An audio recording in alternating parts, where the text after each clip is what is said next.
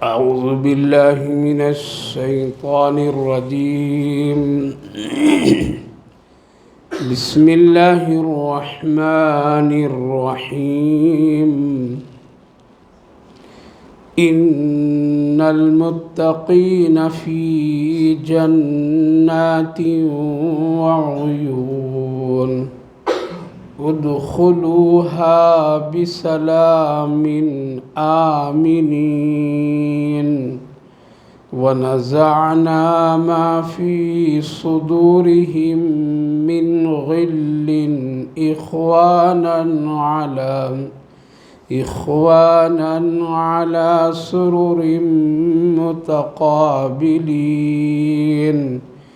لا يمسهم فيها نصب وما هم منها بمخرجين نبي عبادي أني أنا الغفور الرحيم وأن عذابي هو العذاب العليم صدق اللہ العظیم۔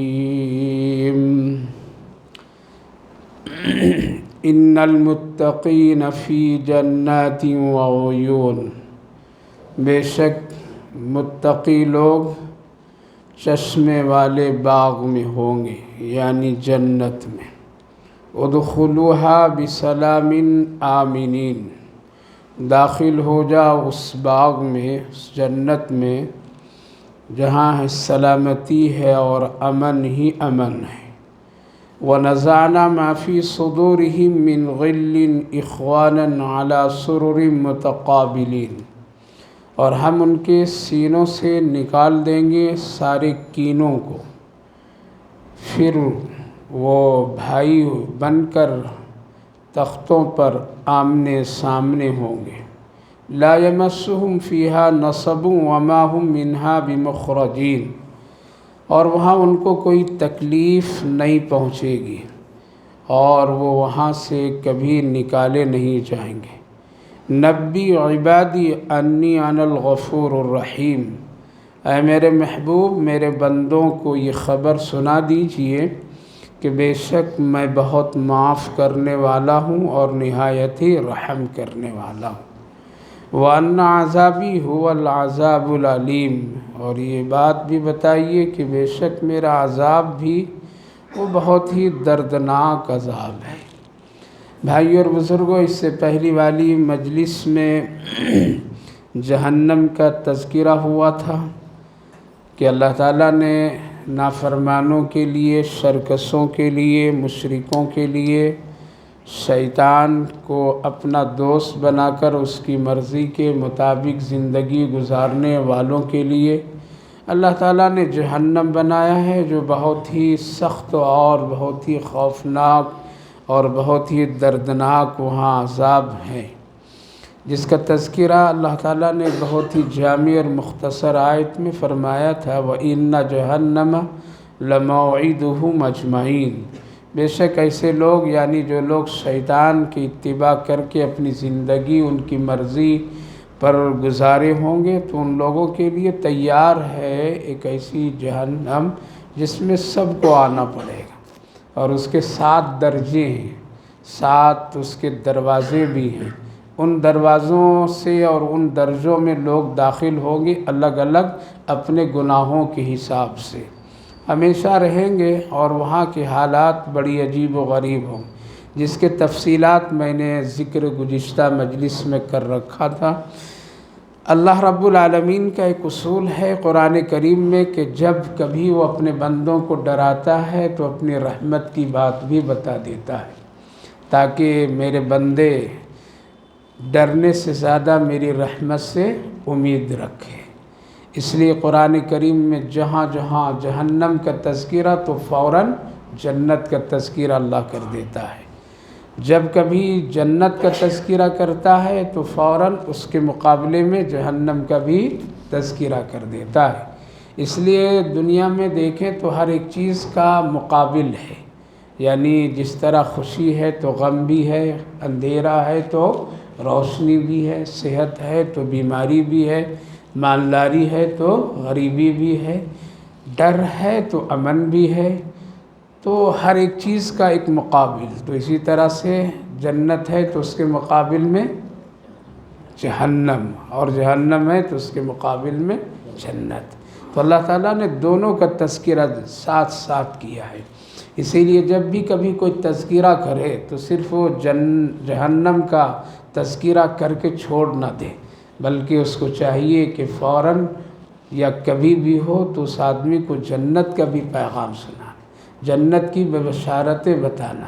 اللہ کے رسول صلی اللہ علیہ وسلم کا یہی اصول تھا، اور آپ جب بھی کبھی کوئی خطاب فرماتے تھے، جب کبھی کسی طرح سے آپ صحابہ کو کوئی نصیحت اور وصیت فرماتے تھے تو دونوں حالات آپ ان کے سامنے رکھتے تھے کہ اس عمل کا یہ بدلہ ہے اور اس عمل کا یہ بدلہ ہے، اب تمہارے چوائس سے جو چاہو اب کرو، جس چیز کو تم پسند کرو۔ نماز میں یہ درجہ ہے، روزے میں یہ درجہ ہے، نماز چھوڑنے میں یہ نقصان ہے، روزہ کے چھوڑنے میں یہ نقصان ہے، سچ کا یہ بدلہ ہے، جھوٹ کا یہ نقصان ہے۔ تو اللہ کے رسول صلی اللہ علیہ وسلم صحابہ کو دونوں حالات بتاتے تھے، اور آپ صرف یہی نہیں کہ جہنم سے ڈرا ڈرا کر کے صحابہ کو جہاد میں نکال دیے، ایسا نہیں ہے۔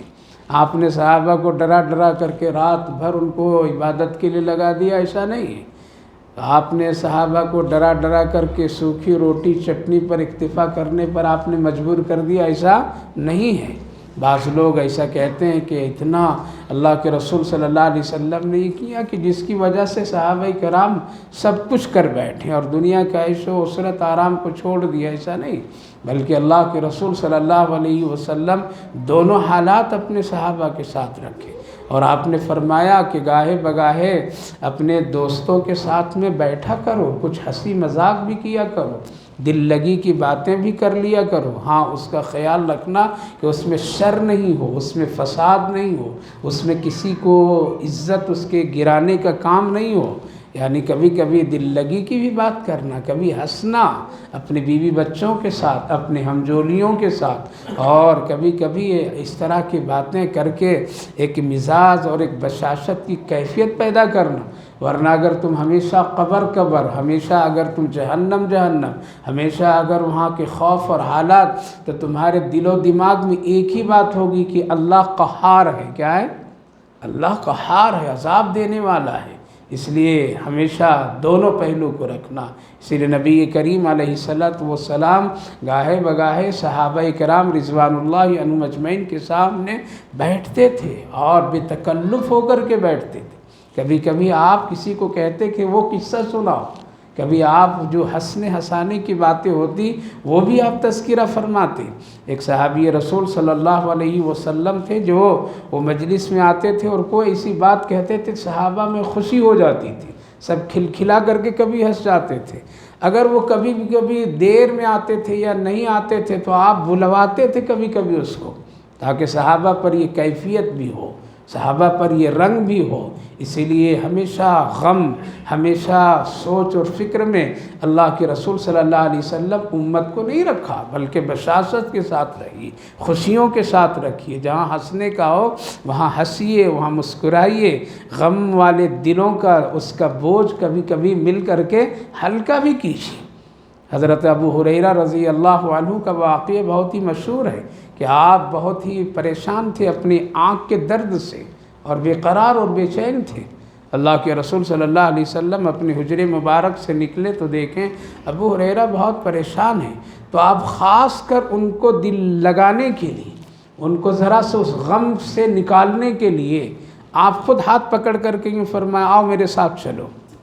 ظاہر ہے کہ ایک بڑا آدمی کسی چھوٹے کو، ظاہر ہے ایک دکھ درد کا مارا ہوا انسان کوئی آدمی سہارا دے دے اور اس کو حوصلہ افزائی بات کہہ دے تو آدھا غم آدھا درد ختم ہو جاتا ہے انسان۔ ہماری اور آپ کی عادت ہے کہ وہ اچھا ہوا، ٹھیک ہوا، کیا ہوا؟ مصیبت زدہ کو دیکھ کر کے کہا ٹھیک ہوا، اور اس کو ہم ڈرا دیتے ہیں اور اس کو ہم واہ ویلا مچا دیتے ہیں، نہیں، بلکہ دکھے دلوں کا اس کا سہارا بنیے اور اس کا بوجھ ہلکا کیجیے، کوئی ایسی بات کہہ دیجیے، تھوڑی دیر اپنے ساتھ اس کو رکھیے، تھوڑی دیر اس کو اپنے قریب کر لیجیے۔ یہ ہے نبی کے اخلاق، کیا ہے؟ یہ ہے نبی کا خوبصورت اخلاق۔ آپ ہاتھ پکڑے سیدھے لے گئے حضرت ابو طلحہ رضی اللہ عنہ کے باغ میں، اور جتنے لوگ بھی ملتے گئے آ جاؤ آ جاؤ آ جاؤ، سب چلے آئے۔ حضرت ابو طلحہ رضی اللہ عنہ جب دیکھیں کہ رسول اللہ صلی اللہ علیہ وسلم ہمارے باغ میں تشریف لائے تو آپ بہت خوش ہوئے، اور اس خوشی کے عالم میں جلدی جلدی کھجوریں توڑیں، کوئی پکی ہے کوئی کچی ہے، ہر طرح کی کئی طرح کی کھجوریں لا کر کے آپ بڑے تش برتن میں لا کر کے رسول اللہ صلی اللہ علیہ وسلم کی خدمت میں پیش کیے۔ اس میں اور حضرت ابو بکر صدیق رضی اللہ عنہ بھی آ گئے، حضرت عمر بھی آ گئے، اور کئی بڑے بڑے صحابہ آ گئے، ایک اچھی خوبصورت مجلس۔ اس لیے کبھی نماز پڑھیے تو صرف یہیں تک کہ نہیں، فجر نماز پڑھ لیے، بزرگ جو لوگ حضرات ہیں ٹہلتے ہوئے نکلیے اور جا کر کے گھومیے پھریے، اور پھر کر کے بیٹھ کر کے ایک جگہ چائے پی کر کے آئیے۔ یہ خوبصورت زندگی ہے۔ لوگ تو صرف اتنا بتا نہیں بس یہ کہ ذکر ہی کرتے رہو اور اسی میں پڑے رہو، نہ، ایسا نہیں ہے۔ نبی کا طریقہ دونوں ہے، تاکہ دنیا کا غم کا حلقہ بھی دل سے اترتا رہے، اس لیے نکلنا چاہیے، بیٹھنا چاہیے، کبھی مل جل کر کے چائے پانی باہر پینا چاہیے، ہاں، لیکن بیہودہ کام نہیں ہونا، غیروں کی طرح اپنی حیت و کیفیت نہیں ہونا، اور وہاں اپنا اسلامی رنگ دکھائیے، نبی کی تہذیب دکھائیے۔ دعوت و تبلیغ کا ایک شعبہ یہ بھی ہے کہ آپ اس طرح سے چلیے کہ لوگ دیکھ کر کے کہیں یہ مسلمان ہے اور یہ اسلام ہے۔ اسی لیے جب حضرت عمر رضی اللہ عنہ حضرت قتادہ رضی اللہ عنہ کو گورنر یا کسی ملک کا ذمہ دار بنا کر کے بھیج رہے تھے تو آپ نے یوں فرمایا، یا سعد ابن ابی وقاص رضی اللہ عنہ کو بنا کر کے بھیجا تو آپ نے فرمایا، اے سعد، دیکھو اسلام کی خوبیاں بتانے کے لیے تم کو تقریر کرنے کی ضرورت نہ پڑے، یعنی گھنٹوں گھنٹوں تم بیان مت کرنا، اس کی ضرورت نہ پڑے۔ کہا کہ تم اپنے وضاقتہ، اپنے عمل، اپنے کام اس طرح بنانا کہ لوگ دیکھ کر کے کہہ دیں یہ اسلام اور یہ اسلام والا ہے۔ اس لیے کبھی چلنا یہ بھی ایک اسلام کا طریقہ ہے، یہ نبی کی سنت ہے، لیکن ہاں چلنا ہے تو بیہودہ بن کر کے نہیں، چلنا ہے تو ایک بہت ہی شریفانہ اور اخلاق کا ایک اعلیٰ کردار بن کر کے بیٹھیے، اور کبھی نکلیے اور نکل کر کے باہر ذرا بڑے بزرگ حضرات جو ہے اس لیول کے لوگ نکلیں، بیٹھیں، چلتے پھرتے کوئی غریب مل جائیں تو ان کو بھی بیٹھا کر کے ساتھ میں چائے پلا دیجئے، دیکھیے ایک دعوت بنے گی، ایک اخلاق آپ کو نکلے گا باہر۔ ارے وہ لوگ آئے تھے نماز پڑھ کر کے آج چائے پلائے، کل وہ خود ملنے کی کوشش کرے گا، پھر وہ بے نمازی بنے گا۔ صرف یہی نہیں کہ ان کو مسجد میں لا کر کے ہم بیٹھا کر کے دعوت دیں گے تبھی وہ مسلمان بنے گا، باہر بنائیے، حالات کے اعتبار سے ہم کو اسلام کو پیش کرنا ہے۔ بات کہاں سے کہاں چلی گئی، اللہ کے رسول صلی اللہ علیہ وسلم کی خدمت میں کھجوروں کا ایک ہے، کس کے لیے؟ ایک دکھے دل جس کا درد ہے آنکھ میں، تکلیف سے اس سے ہے، اس کو نبی نے خاص کر پکڑ کر کے لے گئے۔ جب وہاں پہنچنے کے بعد کھجوریں جب سب کھانے پینے لگے تو حضرت ابو ہریرہ رضی اللہ عنہ بھی کبھی ادھر سے اٹھاتے تھے، کبھی کچی لیتے، کبھی پکی لیتے، کبھی یہاں سے اٹھاتے، تو نبی کریم علیہ السلام نے فرمایا، ابو ہریرہ ابھی کہہ رہے تھے بہت آنکھ میں درد ہے، سہ نہیں پاتا ہوں یا رسول اللہ، بڑی تکلیف ہے، دیکھ رہا ہوں کھجوریں یہاں سے بھی اٹھاتا، یہاں سے بھی اٹھاتا، وہاں سے بھی کھا رہا ہے۔ تو حضرت ابو ہریرہ سمجھ گئے میرے آقا مجھ سے دل لگی کی باتیں کر رہے ہیں، تو آپ نے کہا کہ یا رسول اللہ، ہاں درد آنکھ میں ہے، منہ میں درد نہیں ہے، منہ سے کھا رہا ہوں، آنکھ سے تو نہیں کھا رہا ہوں۔ نبی ہنسے، صحابہ بھی ہنسے۔ یہ ہے اخلاق، یہ ہے اپنے چھوٹوں کی حوصلہ افزائی، کسی کو خوشیاں دیجیے، ہمیشہ غم دینے کی فکر میں مت رہیے۔ جنت اس سے ملتی ہے، کس سے ملتی ہے؟ خوشی دینے والوں کے لیے اللہ نے جنت بنایا، غم دینے والوں کے لیے نہیں بنایا ہے، نقصان دینے والوں کے لیے نہیں بنایا ہے، نفع دینے والوں کے لیے بنایا ہے۔ تو عرض یہ کر رہا ہوں میرے بھائی بزرگوں، قرآن کا ایک مضمون ہے کہ جہاں اللہ کوئی جہنم کے خوفناک منظر حالات بیان کیا ہے تو فوراً جنت۔ تو گزشتہ ہفتے میں جہنم کا تذکرہ ہوا تھا، ہوا تھا نا؟ کچھ غور و فکر کیے اس کے بارے میں؟ کیا حضرت دیکھ لیں گے وہاں جب یہ معاملہ آئے گا، دیکھ لیں گے کیا ہوگا۔ نبی جب جہنم کے حالات سنتے تھے تو ہفتہ ہفتہ چہرے کا رنگ بدل جاتا تھا۔ کیا ہوتا تھا؟ چہرے کا رنگ بدل جاتا تھا۔ آپ کبھی کبھی رات بھر نہیں سوتے تھے۔ حضرت ام المومنین عائشہ صدیقہ رضی اللہ عنہ فرماتی ہیں کہ رسول اللہ کے اگر کبھی حضرت جبریل سنا کر کے جہنم کی باتیں بتا کے چلے جاتے تھے، آپ کے چہرے مبارک میں زردی پیدا ہو جاتی، آپ غم میں ہوتے تھے۔ کیا نبی جہنم میں جاتے؟ نعوذ باللہ نہیں، آپ تو معصوم ہیں، لیکن کس کے غم کے لیے؟ امت کے غم کے لیے۔ اور آخری سوال یہ ہوتا تھا، حضرت جبریل علیہ السلام جہنم کے پورے حالات سناتے تھے، اللہ کے رسول پوچھتے تھے وہ کیسا، یہ کیسا، وہ کیوں؟ جب سب فائنل ساری باتیں بتاتے تھے تو پوچھتے تھے اس میں کون لوگ جائیں گے؟ حضرت جبریل کے جواب، اس میں آپ کی امت بھی جائے گی۔ یہاں سے غم شروع ہو جاتا تھا، یہاں سے آپ میں ایک عجیب و غریب کیفیت پیدا ہوتی تھی۔ آج ہم لوگوں نے صرف اس کو کتاب اور قرآن کے قصہ سمجھ کر کے چھوڑ دیے، سوچتے نہیں ہے کہ کیا ہوگا۔ اس لیے دو ہی مقام ہے مرنے کے بعد میں، تیسرا کوئی مقام ہی نہیں اللہ نے بنا، اور بندوں کے اختیار ہی میں نہیں ہے وہاں، اس لیے جہنم ہے اور جنت۔ تو اگلے ہفتے میں جہنم کا تذکر، آج جنت۔ ان المتقین فی جنات وعیون، بے شک متقی لوگ چشمے والے باغ میں ہوں گے، جنت باغ والا۔ متقی کون ہے؟ متقی کس کو کہتے ہیں؟ متقی کون بنے گا؟ تو اس کے بہت ساری شکلیں علماء کرام لکھے ہیں، لیکن سب سے بڑی چیز یہ ہے کہ متقی آدمی وہ ہے جو جس چیز کو اللہ نے کرنے کا حکم دیا ہے اس کو کرتا ہے، اور جس کو اللہ نے منع کیا اس کو چھوڑ دیتا ہے، یہ ہے متقی۔ تو آ گیا عمل میں، یہی تو ہے مقصد اللہ کا کہ جو میں حکم دوں اس کو کرو۔ متقی کا پھر کئی درجے ہوتے ہیں، اور اعلیٰ درجہ وہ ہے کہ جہاں اگر کوئی ایسے دو مسائل پیدا ہو جائے، مثلا ایک چیز حلال ہے، کیا ہے؟ حلال ہے، لیکن اس میں ذرا شک ہے، حلال ہے شک ہے، دل و دماغ کہہ رہا ہے کہ حلال ہے، یہ دیکھو ہوٹل میں لکھ دیا حلال ہے، اب کھانا ہے کوئی، لیکن نہیں ہے۔ ایک آدمی کہتا ہے لکھا ہے لیکن مجھے تھوڑے سے شک ہے، نہیں کھاؤں گا، کیا کروں گا؟ نہیں کھاؤں گا۔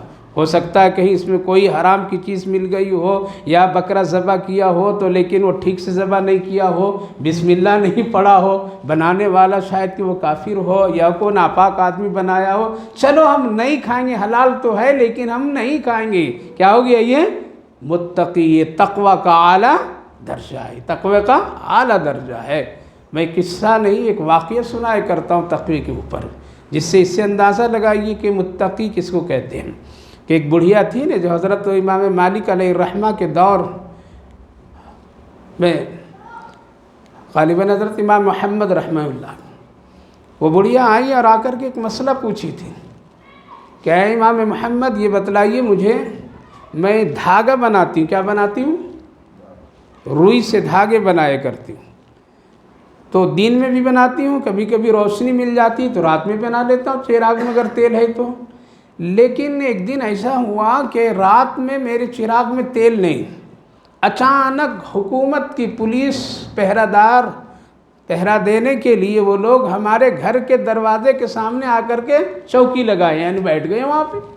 ان کے پاس ایک بڑی روشنی کی چیز تھی، وہ جلائے ہوئے تھے، اس روشنی کی وجہ سے ہمارے دروازہ کھولنے پر صحن تو کھلا چھوٹا موٹا، وہ روشنی بہت آ رہی تھی میرے صحن میں۔ تو میں یہ سوچا کہ یہ روشنی بہت ہی اچھی آ رہی ہے اور تیز بھی ہے، تو کیوں نہیں ذرا دھاگے کا کام کر لوں میں تو اس شوق میں اور موقع سے فائدہ اٹھانے کے لیے میں نے یہ کام رات میں کر لی اور بہت سارے دھاگے بنا لیے۔ اب مجھے خیال آ رہا ہے کہ یہ تو حکومت کی روشنی تھی، اس میں نے دھاگا بنایا، اور اس دھاگے بنانے کے بعد اب اگر بیچوں گی تو یہ پیسہ میرے لیے جائز ہے یا ناجائز ہے؟ یہ ہے تقوی۔ کیا ہے؟ یہ ہے تقوی۔ ہمارے سامنے دو چیزیں میرے بھائیو بزرگوں، ایک ہے مسئلہ اور ایک ہے تقوی، ہم لوگ مسائل پر عمل کرتے ہیں، تقوی پر عمل نہیں کرتے۔ حالانکہ متقی بننے کے لیے تقوی پر عمل کرنا پڑے گا۔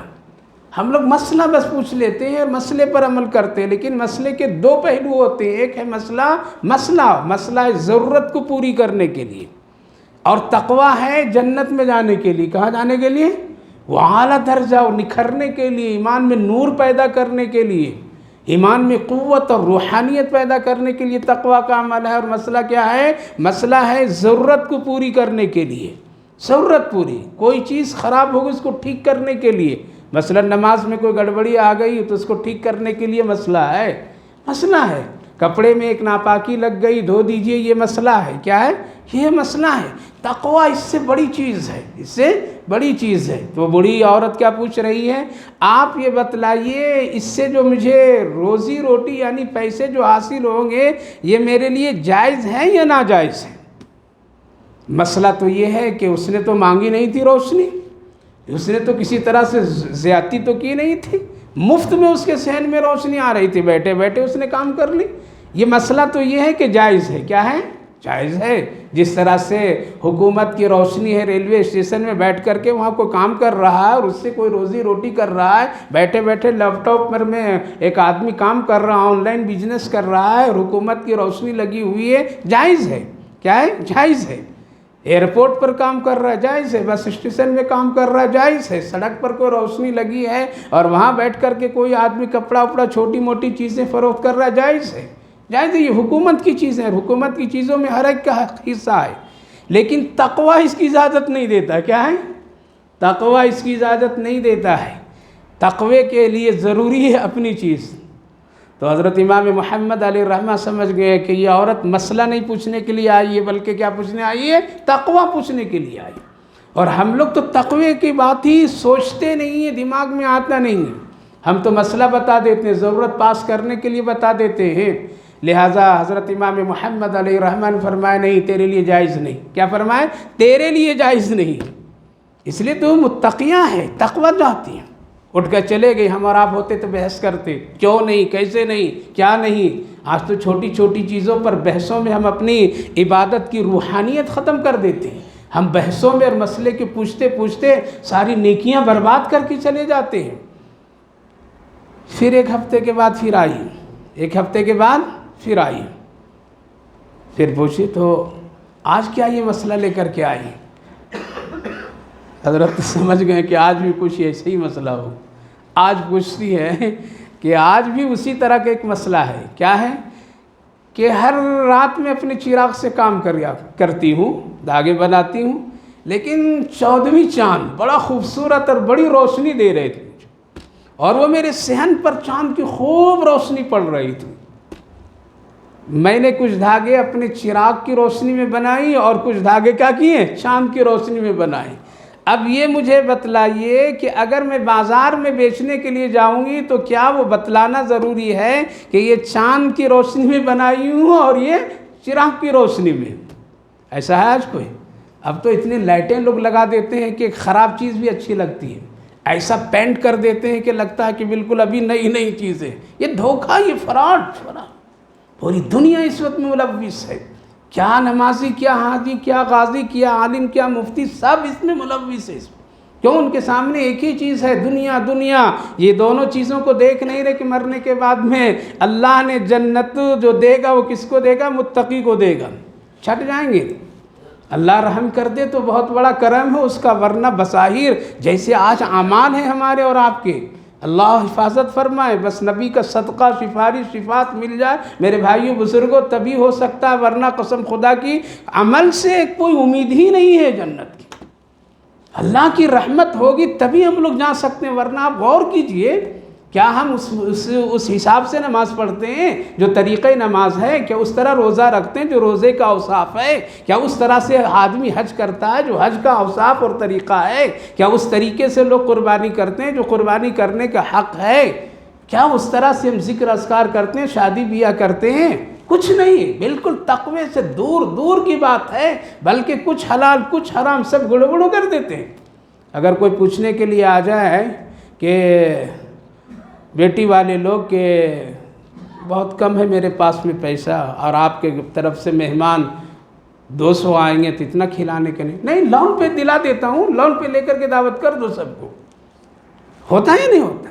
قرضہ دلا دیتا ہوں، اس پر کر لو، تھوڑا تھوڑا کر کے دے دو، کھانے والا بھی حرام تیار ہے، کھلانے والا بھی تیار ہے.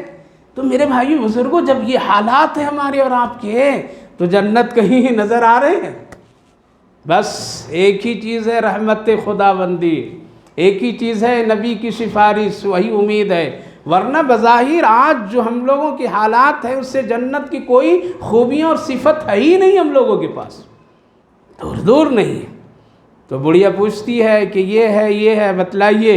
حضرت امام محمد علیہ الرحمہ سمجھ گئے، اوفو آج بھی یہ تقوی ہی پوچھنے کے لیے آئی، مسئلہ پوچھنے کے لیے نہیں آئی. تو آپ نے فرمایا کہ اچھا یہ بتلاؤ کہ یہ دونوں دھاگے میں کچھ فرق ہے کیا؟ کہا کہ ہاں فرق ہے. جو چاند کی روشنی میں بنائی ہوں اتنی صاف نہیں وہ دھاگا، اور جو اپنے چراغ میں بنائی ہوں اس میں ذرا صفائی ہے. تو آپ نے فرمایا ہاں دونوں کو بتانا پڑے گا کہ یہ چاند ہے اور یہ، اور دونوں کی قیمت میں کیا کرنا پڑے گا؟ فرق کرنا پڑے گا. آنکھوں کو دھوکہ مت دینا، صاف صاف کلیئر بات بتانا. اس لیے یہ ضروری ہے. لہٰذا وہ اٹھ کر کے چلی جاتی ہے، اپنے بیٹے کو لگاتے، دیکھ اس گھر سے عورت آئی ہوئی ہے. پیچھے پیچھے ان کے بیٹے جاتے ہیں تو وہ عورت اپنے گھر میں داخل ہوتی ہے، اور دیکھ کر کے وہ پہچان لیے. وہ آ کر کے بتائیں ابا جان یہ گھر حضرت بشر حافی کی ہے اور اس کی بہن ہے یہ. کہا کہ ہاں جس کی بہن اتنی تقوی والی ہوگی تو اس کا بھائی وقت کے ضرور ولی ہوگا. اور بشر حافی وقت کے بڑے ولی اللہ تھے، بڑے ولی اللہ تھے. تو جب بہن اتنی متقیہ ہوگی تو بھائی ضرور متقی ہوگا. باپ اگر متقی ہوگا تو بیٹا متقی ضرور ہوگا. شوہر اگر نیک ہوگا تو بیوی بھی نیک بنے گی. شوہر اگر نمازی تو بیوی بھی نمازی بنے گی، اور بیوی نمازی تو شوہر. اور اگر دونوں کے ایمان میں کھوٹ ہے تو دونوں ہی صحیح ہو جائیں گے. اس لیے متقی اس کو کہتے ہیں کہ ایک آدمی وہ جس میں شک ہے، ذرا سا کوئی بھی گنجائش نکل رہی حلال و حرام کی، اس کو کیا کرتا ہے؟ ترک کر دیتا ہے، چھوڑ دیتا ہے. نہیں میں اللہ کے لیے ایک ہی کام کروں گا جس میں بالکل حلال ہی حلال ہو، حرام کی شک بھی نہیں ہو، اس کو کہتے ہیں متقی. دوسری بات علماء مفسرین خود حضرت علی رضی اللہ عنہ نے تقوی کی اس طرح تعریف کی ہیں اور اس طرح بتلائے. جس طرح سے ایک جنگل ہے اور جنگل میں کانٹے دار درخت ہیں، وہاں سے ہم کو اتفاقاً گزرنا ہے، اور ہم چادر ڈال رکھیں، کپڑے ڈال رکھے ہیں، تو بتلائیے وہاں کیسے گزریں گے؟ احتیاط سے گزریں گے نا، ذرا بچا کر کے گزریں گے. کہیں کانٹے کے جھاڑ ادھر ادھر میرے کپڑے میں، میری چادر میں، میرے جسم میں نہ لگ جائے، زخمی نہ ہو جائے، کپڑے نہ پھٹ جائیں. تو آدمی کیا کرے گا؟ بچ کر کے نکلے گا، بڑی احتیاط سے نکلے گا. آج ہمارے اور آپ کے معاشرے میں گناہ ہی گناہ ہے، کانٹے ہی کانٹا ہے، نقصان ہی نقصان ہے. سب جہنم کی طرف بلانے کے لیے لوگ تیار ہیں، ہر عمل. ایسے میں کیا کرنا؟ احتیاط سے جو آدمی گزر کر کے چلا گیا وہ ہے متقی. ایک اور مثال آسان. متقی کب بنیں گے، کیسے بنیں گے؟ ہمارا گھر ہے، اس گھر کے جانے کے لیے 2 راستے کیا ہیں؟ ایک راستہ شارٹ قریب کا ہے، اور ایک راستہ ذرا دور ہے. لیکن جو راستہ قریب کا ہے وہاں 1-2 گناہ کا عمل ہوتا ہے. مثلا ایک شراب کی دکان ہے، کچھ فحش کے کام ہو رہے ہیں، تو وہاں جائیں گے تو آنکھ بند کر کے تو نہیں جائیں گے، بلکہ آنکھ کھلی ہوگی. شراب کی دکان بھی دیکھیں گے، ناچنے گانے کی چیزیں بھی دیکھیں گے، بیہودہ چیزیں بھی دیکھیں گے اس راستے میں. لیکن یہ راستہ ہمارے گھر سے بہت ہی قریب ہے. اور ایک راستہ ذرا دور ہے جہاں گناہ کا کوئی چیز نہیں ہے، نہ دکان ہے، نہ شراب کی دکان ہے، ناچنے گانے والے ہیں، نہ بیہودہ قسم کے لوگ ہیں. لہٰذا ایک آدمی یہ سمجھتا ہے کہ نہیں ادھر سے جاؤں گا تو شراب دیکھوں گا، شیطان شراب کی یاد دلائے گا. ادھر سے اگر جاؤں گا قریب والے راستے سے تو کچھ بیہودہ لوگ ہوں گے، ان کو دیکھ کر کے کہیں اس گناہ کا اثر نہ ہو جائے. اس لیے وہ آدمی کیا کرتا ہے؟ قریب کے راستے کو چھوڑ کر کے صرف گناہ سے بچنے کے لیے، گناہ کے خیال سے بچنے کے لیے، آنکھوں سے دیکھنے سے بچنے کے لیے وہ دور کا راستہ اختیار کر کے گھر پہنچتا ہے. یہ کیا ہوا؟ یہ تقویٰ ہوا. حالانکہ مسئلہ ہے چلے جاؤ، کوئی عرض کی بات نہیں، وہ کر رہا کرنے دو، لیکن آپ اپنے گزر گئے یہ مسئلہ، اور وہ دور سے جانا یہ تقویٰ. جب تقویٰ اختیار کریں گے تبھی جنت ملے گی. کیا ہے؟ ان المتقین فی جنات، جنت باغ، نہروں والا باغ. کتنے؟ نہروں والا باغ. کئی طرح کے وہاں پہ باغ. کتنے؟ ایک جنتی کو 70,000 باغ ملیں گے. کتنے؟ سبحان اللہ بولو نا. اللہ نے کیسے تیار کیا؟ کتنے؟ 70,000 باغ. ہر الگ الگ قسم کے باغ، الگ الگ قسم کے باغ. آپ کہیں گے کہ کیسا ہوگا؟ ارے جس طرح یہ دنیا چل رہی ویسا ہوگا. جس طرح سورج نکل رہا ہے ویسے جنت بھی اللہ بنا دے گا. جس طرح چاند اللہ نکالتا ہے اسی طرح جنت بنا دے گا. جس طرح سے کیا ہے چاند، سورج، ستارے، موسم سب تبدیل ہو رہے ہیں، نہیں ہو رہے، کسی انسان کا اس میں دخل ہے، اللہ اسی طرح کرے گا. تو ایک جنتی کو کتنے باغ؟ 70,000 باغ. 70,000 باغ. چشمے 4. کتنے؟ نام معلوم؟ جب نام ہی نہیں معلوم تو جائیں گے کیسے؟ شوق کیسے پیدا ہوگا؟ جذبہ کیسے پیدا ہوگا؟ جب کوئی چیز کی کسی کی لذت ہوتی تبھی تو اس کی طرف رغبت بھی ہوتی ہے، تبھی تو رغبت ہوتی ہے. اور اگر رغبت نہیں ہے، چیز کے بارے میں معلومات نہیں، تو اس کے شوق بھی نہیں پیدا ہوتے.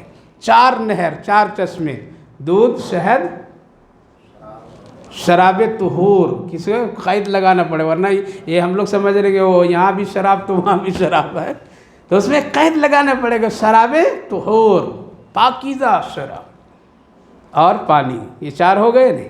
یہ چاروں نہریں، چشمے کہاں جا کر کے گرتے ہیں معلوم؟ حوض کوثر پہ. کہاں؟ حوض کوثر. اور اس کا مالک کون؟ اس کے کس کو مالک بنایا اللہ نے؟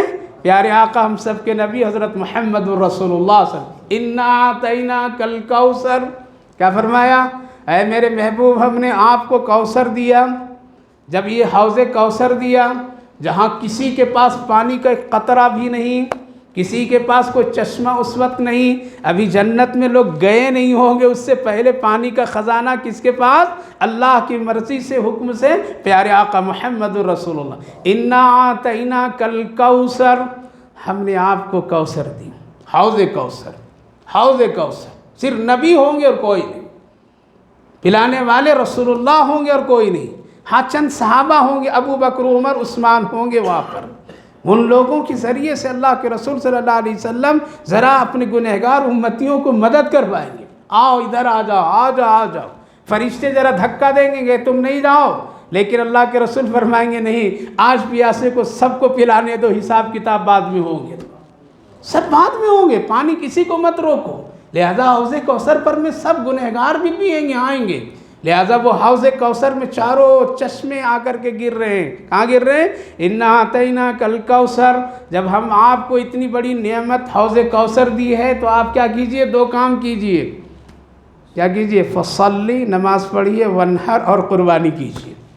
یہ 2 کام کیجئے آپ. یعنی بدنی عبادت، مالی عبادت کیجئے آپ نماز ہر حال میں پڑھیے. اس کے شکر میں پتہ چلا دنیا کی کتنی بڑی نعمت ہو، اگر نماز ایک آدمی نہیں پڑھتا ہے اور زبان سے شکر کرتا رہتا ہے تو نعمت کا اس نے حق ہو اور شکر ادا ہی نہیں کیا. نعمت کے شکر ادا کرنے کا ذریعہ اللہ نے نماز کی شکل میں ہم کو اور آپ کو دی. فَصَلِّ لِرَبِّكَ وَانْحَرْ. تو یہ جنت میں 4 کیا ہے؟ نہریں، اور وہ حوض کوثر پہ سب گر رہے ہیں. جنتی باغ میں ہوں گے. ادخلوها بسلام آمنین. اور وہ داخل کیے جائیں گے سلامتی اور امن کے ساتھ. فرشتے سلام سلام، ہر جگہ امنی امن، کوئی خوف نہیں، کوئی ڈر نہیں. جنت کے کتنے دروازے ہیں؟ 8 دروازے. کتنے؟ جہنم کے اللہ نے ایک کم رکھا اس کا 8، اس کا 7. 8 دروازے. حضرت ام المومنین عائشہ صدیقہ رضی اللہ عنہا نے جنت کے کچھ سوالات رسول اللہ صلی اللہ علیہ وسلم سے کیے، اور جب جنت کے دروازے کا تذکرہ آیا تو پوچھ بیٹھی 8 دروازے، یا رسول اللہ آپ کی امت میں کوئی خوش نصیب ایسا ہوگا کہ جس کو 8 دروازے سے بلایا جائے، آؤ ادھر سے، ادھر سے، ادھر سے، تیرا ادھر سے بھی آنا، تیرا ادھر سے بھی آنا. اللہ کے رسول تھوڑی دیر رک گئے. حضرت ام المومنین سوچنے لگی کہ کس کا نام آئے گا؟ ابو بکر کا آئے گا، عمر کا آئے گا، کس کا آئے گا، کیا ہوگا؟ تو آپ سر اٹھائے نہیں، فرمائے ہاں میری امت میں ایک ہی شخص ہے جس کو جنت کے 8 دروازے سے بلایا جائے گا. تو فوراً پوچھی کون؟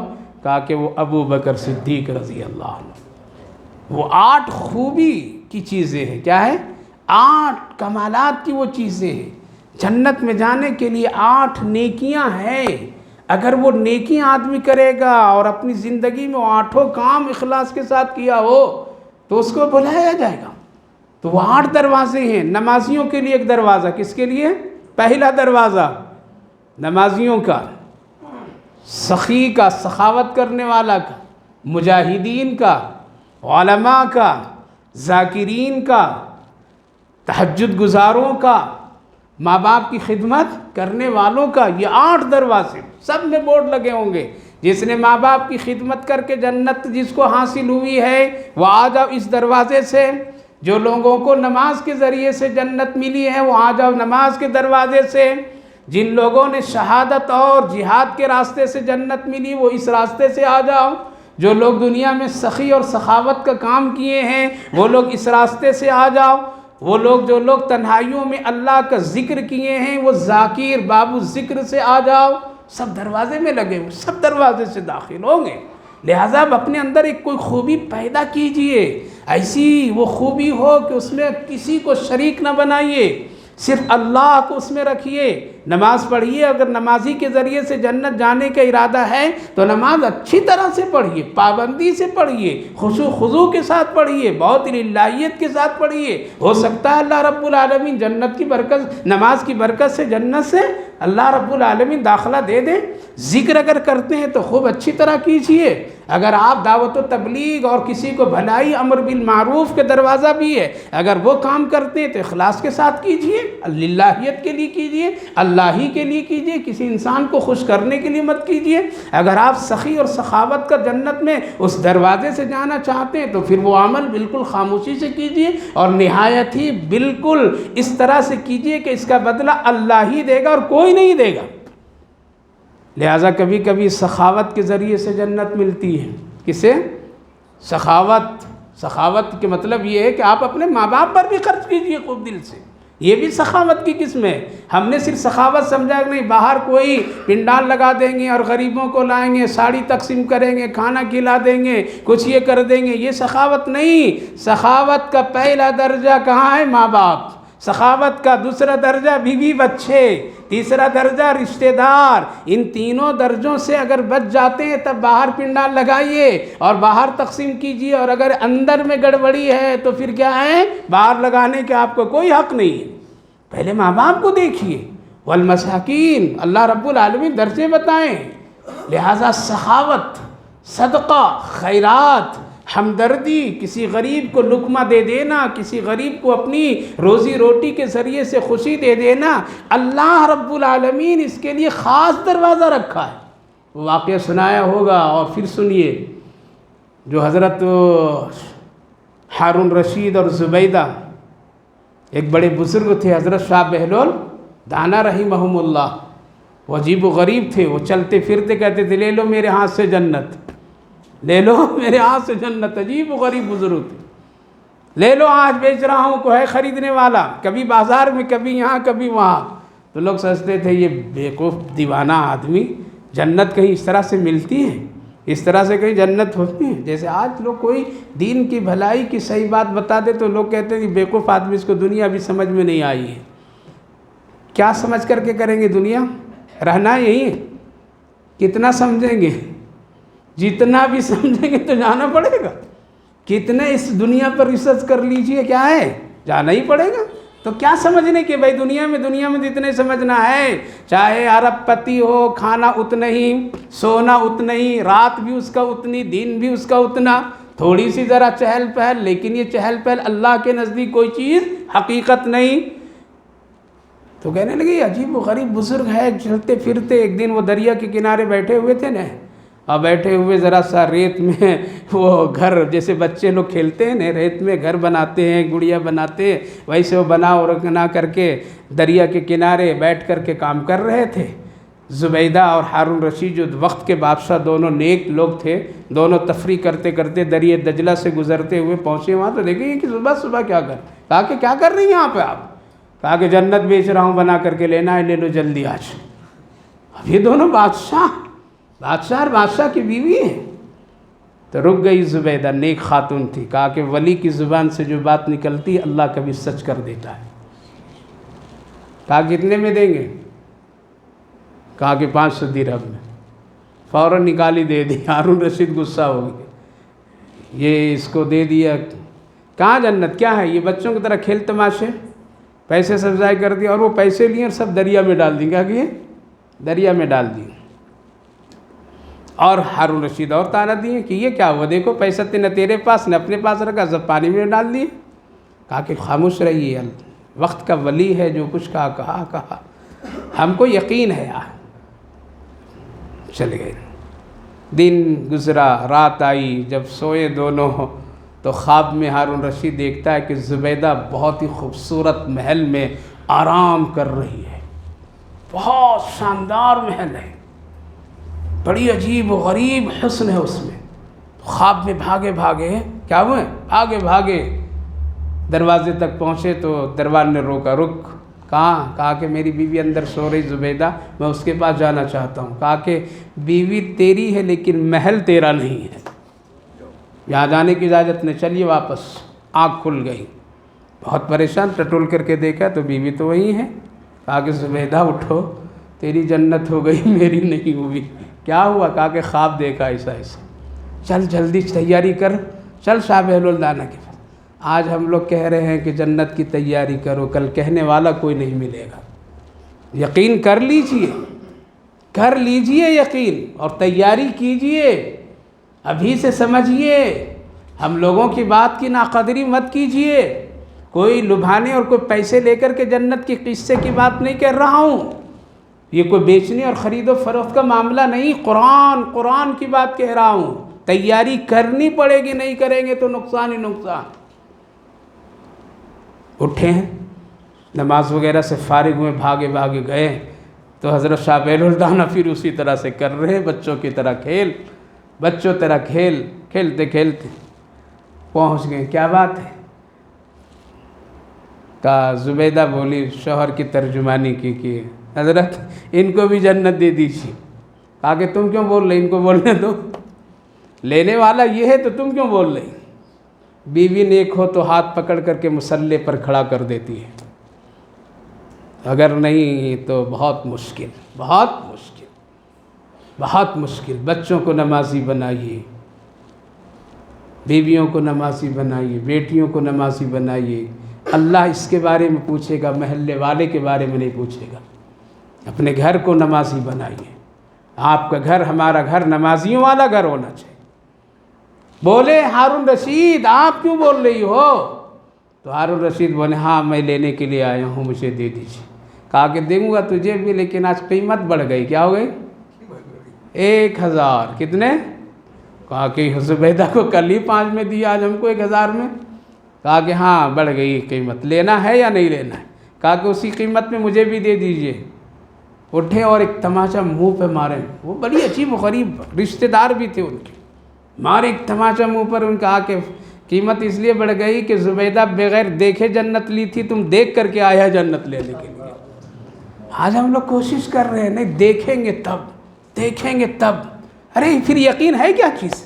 کیا کسی مسلمان پر یقین نہیں؟ کسی اللہ والے پر یقین نہیں؟ کسی دین کی خدمت کرنے والوں پر یقین نہیں؟ دیکھیں گے تب نیکی کریں گے۔ نیکی کرو، دریا میں ڈال دو، اللہ پر یقین کرو، تبھی کامیابی ہوگی۔ اور دیکھنے اوکنے کے چکر رہیں گے تو اخلاص نکل جائیں گے۔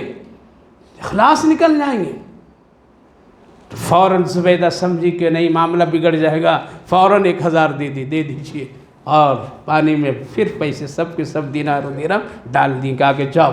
لیکن پھر پوچھی زبیدہ کہ کل بھی پیسے آپ دریا میں ڈال دیے تھے، آج بھی دریا میں آپ نے ڈال دیا، نہ آپ رکھے نہ میرے پاس رہے نہ ان کے پاس رہے، آخر ہے یہ کیا معاشرہ؟ تو شاہ بہلول دانا کہنے لگے ہیں جنت ہو گئی، تم چل یہاں سے، کیا ہے سوالات مت کر۔ لیکن پھر پوچھی، نرم دل تھے، رشتہ داری تھی۔ کہا کہ زبیدہ تجھے خبر نہیں، سنیے یہ سخاوت بتا رہا ہوں۔ کیا بول رہا ہوں؟ سخاوت۔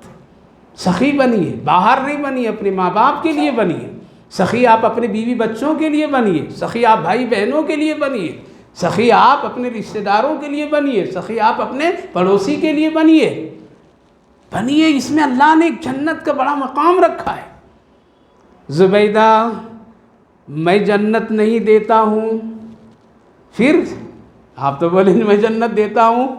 کہا کہ تجھے خبر نہیں ہے یہاں سے تقریباً 2 میل فاصلے پر ایک غریب کی بستی ہے اور ابھی قحط آیا ہوا. کیا ہوا ہے؟ قحط آیا ہوا ہے. وہ دریا کے اس کنارے میں وہ لوگ رہتے ہیں. وہ لوگ کئی مہینوں سے فاقہ روٹی ان کو نہیں مل رہی.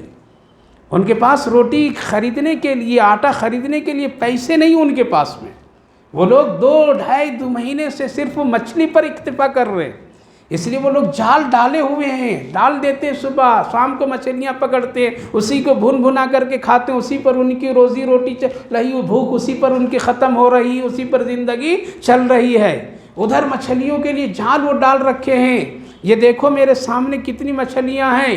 یہ جو سکے دینار و درہم جو تم سے لیا، ہارون رشید سے لیا اور پھر اس میں ڈالا، یہ مچھلیاں اس کو نگلتی ہے اور وہ 2 میل کے فاصلے پر جا کر کے غریبوں کے جال میں وہ پڑتی ہیں مچھلیاں. شام کو وہ غریب لوگ اس مچھلی کو نکالتے ہیں اور نکالیں گے اور پھر جب اس کو کاٹیں گے تو اس سے تیرے دینار و درہم نکلیں گے. وہ آٹا بازار سے خرید کر کے لائیں گے، خود روٹی کھائیں گے، اپنے بچوں غریبوں کو کھلائیں گے اور کھا کر کے وہ دعا دیتے ہیں، اللہ جس کے سکے دینار و درہم، اے اللہ تو اس کو جنت عطا فرما دے. لہذا ان کی دعا سے تجھے جنت مل رہی ہے.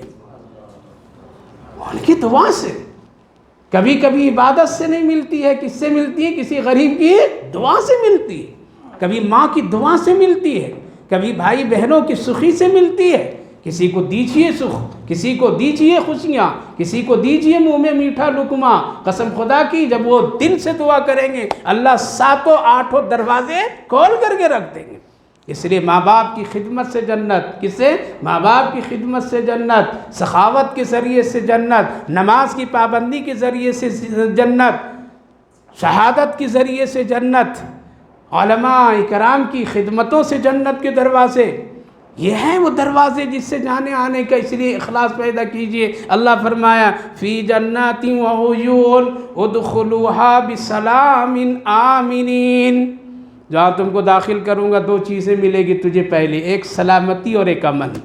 یہ 2 چیزیں بہت ضروری ہے. کسی ملک میں رہنے کے لیے سلامتی ہونا ضروری، ملک میں امن ہونا ضروری. کسی گھر میں ہے تو وہاں 2 چیزوں کی ضرورت. سلامتی ہو، آدمی مکمل، کسی سے ڈر نہیں، نہ بھائی سے ڈر، نہ بیوی سے ڈر، نہ بچوں سے ڈر. سلامتی، امن. اور امن ہو، کسی طرح دل میں کوئی خوف نہ ہو. جنت میں یہ دونوں چیزیں ملے گی. نہ ڈر ہے نہ خوف ہے، امن ہی امن. بسلام آمنین، جس سے ملو سلامتی سلامتی. وَنَزَعْنَا مَا فِي صُدُورِهِم مِّن غِلٍّ إِخْوَانًا عَلَىٰ سُرُرٍ مُتَقَابِلِينَ. وہاں یہی سب تو ہوں گے، بھائی لوگ ہوں گے. یہاں تو چھوٹی چھوٹی چیزوں میں لڑ جاتے ہیں. صحابہ نے پوچھا تھا یا رسول اللہ اگر جنت میں خاندان والے سب ہوں گے تو وہاں بھی یہی کیا؟ ایک صحابی نے پوچھا یا رسول اللہ کتنی بیویاں؟ کہا کہ 70. یا رسول اللہ ایک نہیں سنبھال پا رہا ہوں تو 70 کہاں سنبھالوں گا؟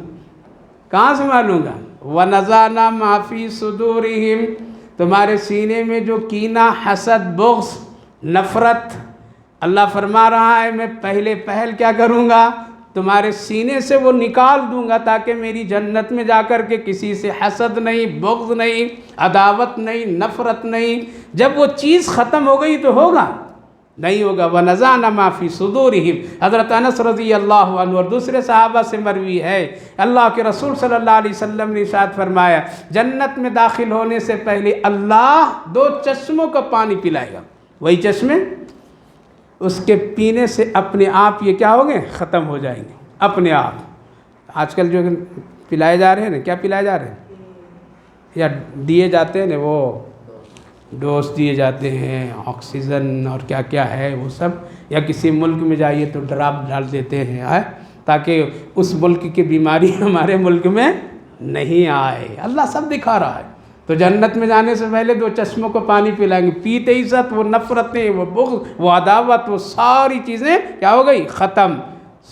اب بھائی اعلیٰ سرور متقابلین، دونوں خاندان کے بھی بھائی لوگ تختوں پر بیٹھے ہوں گے. عمر کتنی ہوگی وہاں جنت کی معلوم؟ 30 سال. کتنے؟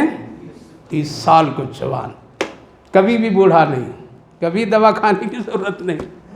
30 سال کی سب کی عمر برابر، سب کی عمر برابر، حسن سب کی برابر، جب جیسے چاہے بدلنا بدل لے۔ یہاں بدلنے کے لیے بال ادھر کاٹنا پڑے گا، ادھر کاٹنا پڑے گا، داڑھی کو ایسا کرنا پڑے گا، ویسا کرنا پڑے گا، چہرے کو ادھر بدلنا پڑے گا، تب کوئی ہیرو بنتا ہے تو کوئی ناچنے والے کی طرح نظر آتا ہے، کوئی جوان بوڑھا نظر آتا ہے، بوڑھا جوان نظر آتا ہے۔ عجیب عجیب ناٹک کر رہے ہیں لوگ، ناٹک۔ چلو غیر کر رہا ہے بھائی، مسلمانوں نوجوانوں تم نہ کرو، تمہارا دین اللہ کے رسول سے، ہماری اور آپ کی نسبت رسول اللہ سے ہے۔ تو 30 سال کی عمر کیسی؟ سب جوان خوبرو۔ حدیث پاک میں جمعہ کے دن بازار لگے گا، کیسا؟ بازار، سپر مارکیٹ، کیا ہے؟ جنت۔ چلیں گے سب لوگ، وہاں پہنچتے ساتھ حدیث پاک میں رسول اللہ صلی اللہ علیہ وسلم فرمائے لوگ جب لوٹیں گے تو بڑے خوبصورت نظر آئیں گے۔ کیا ہوں گے؟ جب اپنے بیویوں کے پاس آئیں گے، گھر میں آئیں گے، اپنے جنت محل میں آئیں گے تو دیکھ کر کہیں گے ارے کہاں گئے تھے، آج بڑا خوبصورت لگ رہا ہے تو دوسرے وہ لوگ بھی کہیں گے آج تو بھی خوبصورت لگ رہے ہو۔ یہ حسن اپنے آپ بدلیں گے۔ کپڑا پہنا ہے آدمی، کپڑا اگر چاہے گا کہ نہیں یہ کلر کی بجائے دوسرا کلر ہو جائے تو خود سوچتے ہی ہو جائے گا۔ تو جمعہ کے دن میں 2 چیزیں کیا ہے؟ ایک بازار اور ایک اللہ کی زیارت۔ اسی لیے جمعہ کی اہمیت ہے۔ لہذا جنت ایسی بنائے اللہ رب العالمین نے، تمہاری ہر جائز خواہش کو اللہ تیرے مرضی کے مطابق جنت حوالے کر دے گا۔ وہاں 2 چیزیں، یہ سلامتی اور امن، موت بھی نہیں، بیماری بھی نہیں، کوئی تکلیف بھی نہیں، دوا علاج کا کوئی مسئلہ نہیں، سب بالکل پاکیزہ۔ من غل اخوانا علی سرور متقابلین، آمنے سامنے جنت کے تختوں پر بیٹھے ہوں گے۔ لا یمسہم فیہا نصب، اور وہاں کوئی تکلیف آ کر کے پہنچے گی نہیں، کسی طرح کوئی غم نہیں، اور وہاں سے تم کبھی بھی نکالے نہیں جاؤ گے۔ وما ہم بمخرجین نبی عبادی انی انا الغفور الرحیم۔ جیسے کوئی چیز حکومت کے سطح پر اعلان ہو تو کیا ہوتے ہیں؟ اے حکمراں لوگ، اے ذمہ دار لوگ، اے ملک کے فلاں لوگ، اس بات کے اعلان کر دو۔ میرے آقا صلی اللہ علیہ وسلم سے اللہ رب العالمین فرمائیں اے میرے محبوب نبی عبادی، میرے بندوں کو بشارت دے دیجئے، اعلان کر دیجئے، سنا دیجئے، میں بہت معاف کرنے والا ہوں، غفور الرحیم ہوں۔ اگر گناہ کیا ہے تو دنیا میں معافی مانگ لو، جنت میں تیرے لیے تیار کر دیا ہوں۔ یہ خبر کس نے دی؟ محمد الرسول اللہ۔ اب بھی کوئی شک اگر مگر نہیں، اگر ہے تو ایمان نہیں ہے۔ نبی عبادی انی انا الغفور الرحیم۔ ہاں وہ لوگ جو لوگ گناہ کرتے ہیں ان کے لیے عذاب بھی دردناک ہے۔ میرے بھائیو بزرگوں، اللہ نے جنت کا تذکرہ کر کے یہ نبی عبادی کا جو لفظ ہے، میرے بندے، کیا فرمایا اللہ نے؟ جیسے کوئی بڑا آدمی کہہ دے یہ میرا آدمی ہے تو کتنا اچھا لگتا ہے؟ اچھا لگتا ہے نا، دل باغ ہو جاتا ہے، میرا آدمی ہے، اس کو کچھ مت کہیے، قریب۔ تو اللہ پیار سے فرما رہا عبادی، میرا بندہ، میرے بندے سے کہہ دیجئے گناہ کر لیا ٹھیک ہے لیکن میں معاف کرنے والا ہوں۔ وہ حضرت موسیٰ علیہ السلام نے پوچھا تھا اے اللہ جب نیک بندے پکارتے ہیں تو آپ کیا کہتے ہیں؟ کہا اللہ نے میں لبیک کہتا ہوں۔ کہا کہ گنہگار بندہ، کہا کہ میں لبیک 3 مرتبہ اس کو تسلی دیتا ہوں۔ حضرت موسیٰ علیہ السلام نے کہا اے اللہ یہ کیسا انصاف، نیک کے لیے 1 مرتبہ اور گنہگار کے لیے 3 مرتبہ۔ اللہ نے جواب دیا اے میرا کلیم، نیکی کرنے والا اپنی نیکی پر بھروسہ کر کے مجھے پکارتا ہے، اور گنہگار کا کوئی امید نہیں سوائے میری رحمت کا، اس لیے میں اس کو 3 مرتبہ پکار کر کے تسلی دے دیتا ہوں۔ معاف کرنے والا اللہ، ہمیشہ اللہ کے سلسلے میں رحمت کی امید رکھیے، عذاب کی امید نہیں رکھیے۔ گناہ کیے تو اس کی معافی تلافی کرتے کراتے رہیے، انشاءاللہ جنت ضرور ملے گی، جنت کی اعمال کی توفیق اللہ ضرور دے گا۔ اس لیے میرے بھائیو بزرگوں، آج کون سی رات؟ ذی الحجہ کی یہ دوسری رات۔ کون سی؟ ایک رات گزر گئی، دوسری 10 راتیں بڑی فضیلت کی ہے۔ کون سی؟ یہ 10 راتیں، والفجر ولیال عشر، ہم نے 10 راتیں بنائی، قسم کا اللہ تعالیٰ۔ تمام محدثین مفسرین فرماتے ہیں 10 رات یہ ذی الحجہ کی رات ہے۔ یہ بڑی برکت کی رات، اس میں اللہ کی خاص رحمتیں ہوتی ہیں۔ حج کا مہینہ کیا ہے؟ حج کا مہینہ، قربانی کا مہینہ، اللہ کے بندوں کا رونے کا مہینہ۔ کتنے لوگ رو رہے ہوں گے، کتنے لوگ کعبے کے سامنے گڑ گڑا رہے ہوں گے، کتنے لوگ معافی چاہ رہے ہوں گے، اللہ معاف کر رہا ہوگا۔ تو یہ 10 رات بڑی مبارک کی رات ہے، اس کو ذرا اپنے لیے کامیاب بنا لیجئے۔ کیسے بنائیں گے؟ ایک نیت، جو تہجد نہیں پڑھتے تہجد کی نیت کر لیجئے، تہجد پڑھیے، قرآن کریم کی تلاوت آخری شب میں کیجئے، دیکھیے جنت کے دروازے اللہ کھول دے گا۔ معافی مانگ لیجئے ان 10 راتوں میں، روز مانگیے، خوب گڑ گڑائیے، شرمائیے نہیں۔ اس وقت ضرورت ہے ملک کو رونا، کس کا؟ اگر نہیں روئیں گے کہ اللہ کے سامنے تو ظالموں کے سامنے رلوا دے گا اللہ تعالیٰ۔ اگر نہیں روئیں گے اللہ کے سامنے اور گڑ گڑائیں گے نہیں تو پھر ظالم رلانے کے لیے کھڑا ہے۔ کیا ہے؟ کھڑا ہے۔ دیکھ نہیں رہے کیسے کیسے معصوموں کے ساتھ میں ظلم ہو رہا ہے، کیسے کیسے حالات ملک میں پیدا ہو گئے ہیں۔ ابھی بھی اگر تنبیہ اور ابھی بھی اپنی نجی زندگی کو نہیں بدلیں گے تو پھر کب بدلیں گے؟ اس لیے اس وقت 10 رات اللہ کے لیے لگا دیجیے۔ کس کے لیے؟ اللہ کے لیے وقف کر دیجیے۔ کیا کیجیے؟ کم سوئیے، اٹھ جائیے تہجد کے وقت میں، تہجد کی نماز پڑھیے، خوب گڑ گڑائیے، خوب روئیے اپنے لیے، پورے ملک کے لیے، معصوم بچے جو قید خانوں میں ان کے لیے، ان کی بیوی بچوں کے دکھ درد کے لیے۔ آج اگر روئیں گے تو انشاءاللہ اللہ کسی کے سامنے نہیں رلائے گا۔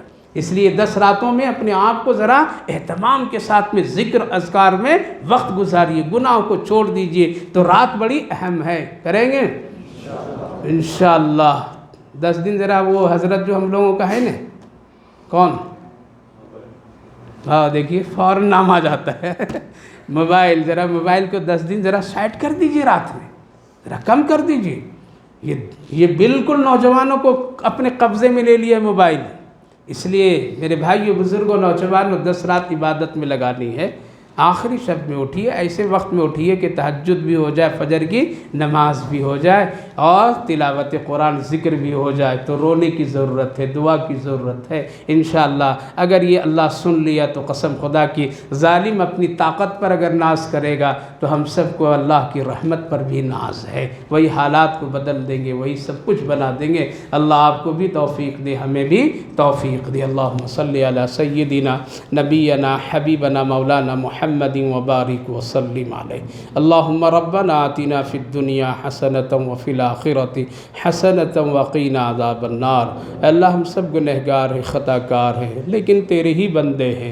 اے اللہ بہت اندر باہر گندگیاں ہیں گناہوں کے، اللہ نفرتوں کی، عداوتوں کی، حسد اور بغض سے ہم سب اتنا کمزور ہو گئے ہیں۔ اللہ تو اپنے فضل فرما دیجیے، رحم فرما دیجیے، کرم فرما دیجیے۔ یہ 10 راتیں ہم سب کے لیے خیر اور برکت رحمت کا ذریعہ بنا دیجیے۔ اے اللہ عبادتوں کے لیے جو کاہلی، سستی، بے رغبتی، بے توجہی ہوتی، ان ساری خرافات سے ہم سب کی حفاظت فرمائیے، رحم فرمائیے، پورے ملک پر امن سکون سلامتی نصیب فرمائیے۔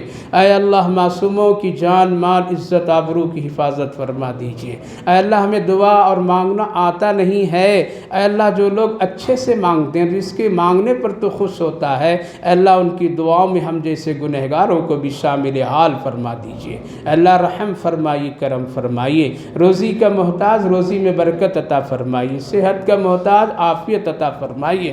اے اللہ خوف دہشت سے ہم لوگ ڈرے، اے اللہ امن سکون نصیب فرما دیجیے۔ اے اللہ وہ خوبیاں، وہ عمل کی توفیق دیجیے جس سے جنت کا راستہ آسان ہو جائے، جنت کے راستے ہم سب کے لیے بن جائے، تو راضی ہو جا۔ اے اللہ وہ عمل کی توفیق نصیب فرمائیے۔ اس مجلس قرآن کو بے حد قبول فرمائیے۔ جتنے بھائی بزرگ نوجوان بیٹھے سنے، اللہ سب کے بیٹھنے سننے کو بے حد قبول فرمائے۔ جو یہ وقت لگا ہے اللہ آخرت کے لیے خاص بنا دیجیے، خیر اور برکت زندگی کے لیے بنا دیجیے، سب کے مسائل کا تو حل فرما دیجیے۔ جو لوگ جن جن مسائل میں دکھ تکلیف میں ہیں اللہ سب کو عافیت فرما دیجیے۔ اے اللہ اپنا فضل فرما، رحم فرما، بیماروں کو صحت و شفا نصیب فرما، صحت مندوں کو سلامتی نصیب فرما، جو لوگ دنیا سے جا چکے ہیں ان سب کی مغفرت فرما، ہماری ان دعاؤں کو اپنے فضل کرم رحمتوں سے قبول فرما۔ صلی اللہ علی النبی وعلی آلہ وسلم۔ سبحان ربک رب العزت عما یصفون وسلام علی المرسلین والحمد للہ رب العالمین۔